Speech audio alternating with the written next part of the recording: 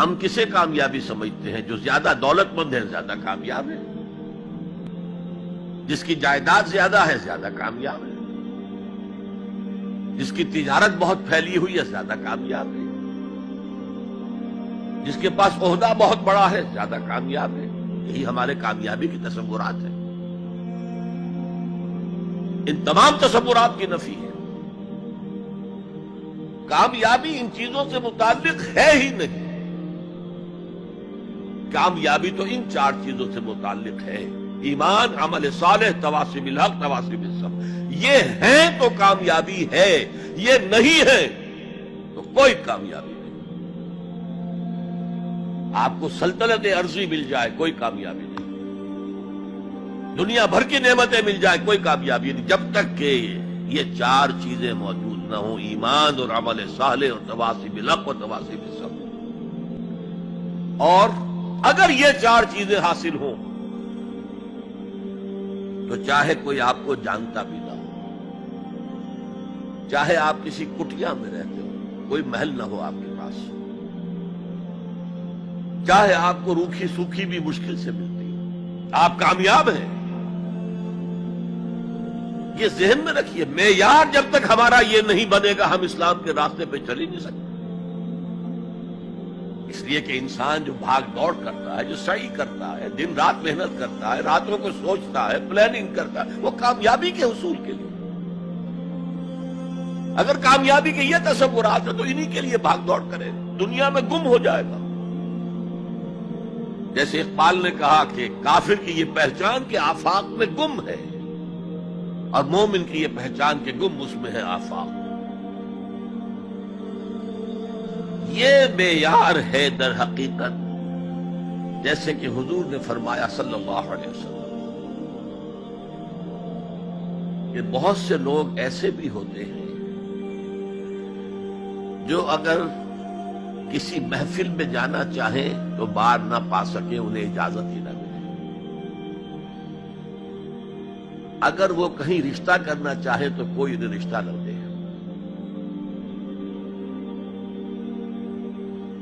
لیکن اللہ کی نگاہ میں ان کا وہ مقام ہوتا ہے کہ اگر وہ بھولے سے کسی بات پر قسم کھا لیں تب بھی اللہ ان کی قسم کی لاج رکھتا ہے۔ آپ سوچئے ابو ہریرہ کا کیا مقام تھا،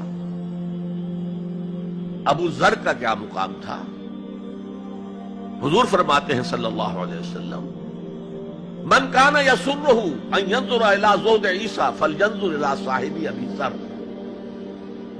جس شخص کو اس سے خوشی حاصل ہوتی ہو کہ حضرت عیسیٰ کا زہد اپنی آنکھوں سے دیکھے تو میرے اس ساتھی، میرے اس دوست ابو ذر کو دیکھ لے۔ یہ لوگ ہیں کامیاب ترین۔ حضرت علی کی جب شادی ہو رہی تھی حضرت فاطمہ سے رضی اللہ تعالی عنہما، ان کے پاس کوئی مکان نہیں تھا۔ ایک انصاری صحابی نے ایک حجرہ دیا ہے جس میں کہ وداع ہو کر حضرت فاطمہ نے، کوئی گھر نہیں تھا، فقراء صحابہ میں سے تھے، مہر دینے کے لیے کچھ نہیں تھا۔ حضور نے پوچھا کچھ ہے علی تمہارے پاس مہر دینے کے لیے؟ اس کیا حضور کچھ نہیں میرے پاس۔ فرمایا تمہارے پاس وہ زرہ ہوتی تھی ایک؟ عرض کیا جی زرہ تو ہے، لیکن ظاہر بات ہے زرہ تو ہتھیار ہے، جنگ کے لیے ہے، جہاد فی سبیل اللہ کے لیے۔ آپ نے فرمایا جاؤ اسے بیچو یا گروی رکھو، اسے لے کر آؤ، مہر تو دینا ہے۔ کیا اس مفلسی کی وجہ سے وہ حضرت علی ناکام انسان تھے؟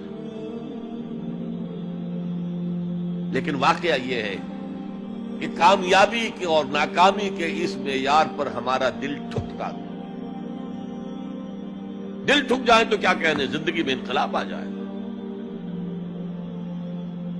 میں جو بات کہہ رہا ہوں دل گواہی دے گا کہ صحیح ہے، لیکن برا نہ مانے تو میں عرض کروں گا، قرآن مجید میں ایک آیت آئی ہے کہ اے محمد جو کچھ آپ کہہ رہے ہیں صلی اللہ علیہ وسلم، کوئی بات لگتی تو ٹھیک ہے۔ ان نظن الا ظنا وما نحن بمستيقنين، گمان سا تو ہوتا ہے جو آپ کہہ رہے ہیں ٹھیک ہے، ہمیں یقین نہیں ہوتا، اور یقین جب تک نہیں ہوگا وہ آپ کی زندگی پر وہ اثر انداز نہیں ہو سکتا وہ معیار. کہنے کو ہم کہتے ہیں ہمارا آخرت پر ایمان ہے، اور آخرت کی زندگی ابدی زندگی ہے، اور اصل زندگی آخرت کی زندگی ہے. وَإِنَّ دَارَ الْآخِرَةَ لَهِيَ الْحَيَوَانُ.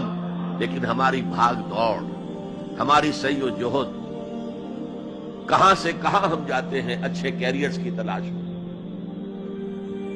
اور ایک ملک کے اندر بھی ادھر جاؤ ادھر جاؤ، ادھر جا کر کو تلاش کرو، ملک سے باہر بھی عرب ممالک میں جاؤ، یو اے ای میں جاؤ، امریکہ میں جاؤ، اور کتنی خبریں آتی، کتنے لوگ مرتے ہیں انلیگل امیگریشن کی وجہ سے. پورے پورے جہاز ڈوب جاتے ہیں انلیگل امیگریشن. کس چیز کی تلاش میں؟ کیا اللہ یہاں رازق نہیں ہے، رزق نہیں دے سکتا؟ لیکن یہ کامیابی کی زندگی جس میں چمک ہو دمک ہو.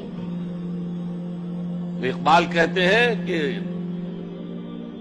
خرد کو خیرہ کرتی ہے، عقل کو خیرہ کرتی ہے چمک تہذیب حاضر کی.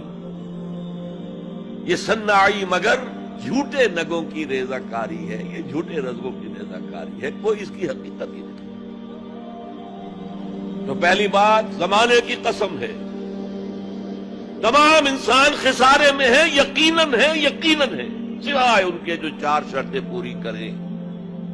الا الذین آمنوا وعملوا الصالحات وتواصوا بالحق وتواصوا بالصبر. اب دوسری بات نوٹ کیجئے، یہ نجات کے منیمم تقاضے ہیں، کم سے کم تقاضا ہے، لازمی تقاضا ہے. اس کے بغیر وہ فوری نجات ممکن نہیں.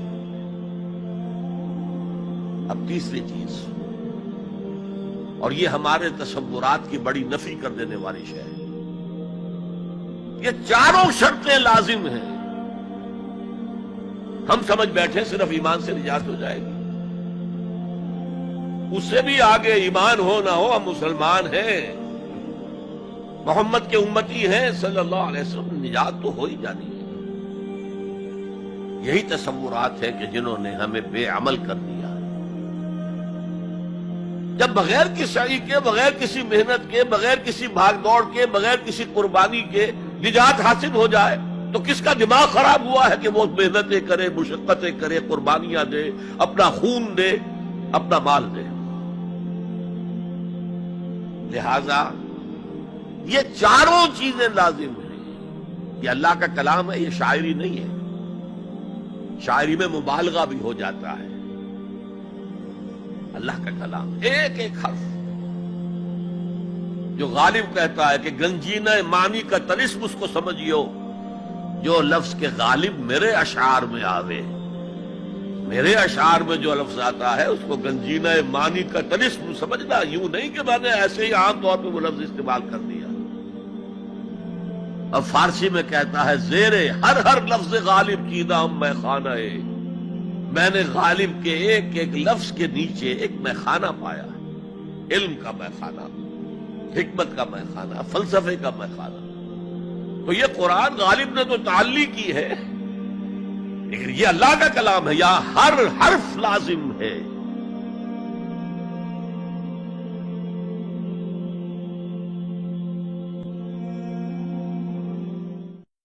دین کی بات پھیلانا صدقہ جاریہ ہے. ثواب کی نیت سے ویڈیو کو شیئر ضرور کیجیے. جزاک اللہ.